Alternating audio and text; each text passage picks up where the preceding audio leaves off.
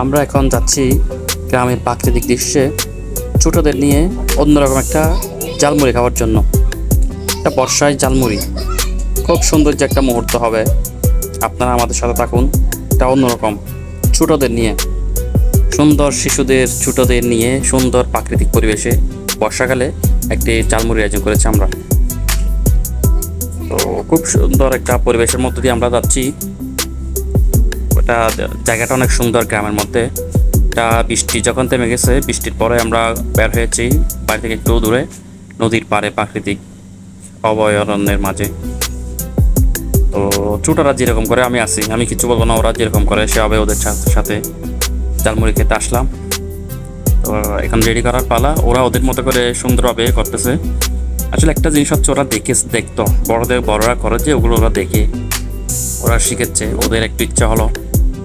ওদেরকে অনেক বললাম ঘরে খাবে, ওরা বলছে না আমরা বাইরে করবো। হ্যালো ঝালমুড়ি পার্টি, কোথায় সবাই?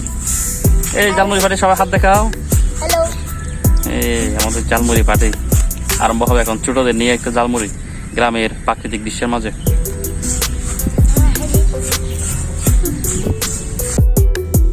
তো শুরু হলো এবার তৈরি করার পালা। ওরা ওদের মতো করে করতেছে, আমি আছি ওদের সাথে। ওরা যাচ্ছে, আসলে আমি জানি না এটা কোনো প্রস্তুতি ছাড়া ওরা যাচ্ছে, আমি দেখছি তাই ওদের সাথে আমিও মিলে গেলাম। আরে ছোটদের কি সুন্দর একটা স্মৃতি হয়ে থাকবে, আমাদের কিশোর ওদের মাঝে খুঁজে পাই। প্যাকেটটা তোর কত কষ্ট।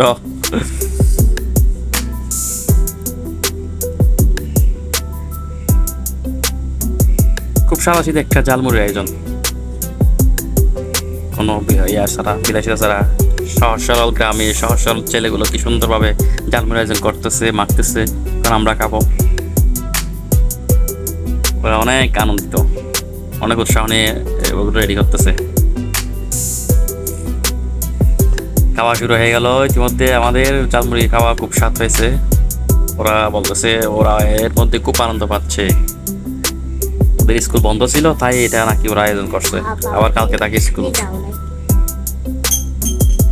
আপনারাও সুযোগ পেলে আবার ছোটদের সাথে বর্ষায় ঝালমুড়ি আনন্দবাজি করবেন।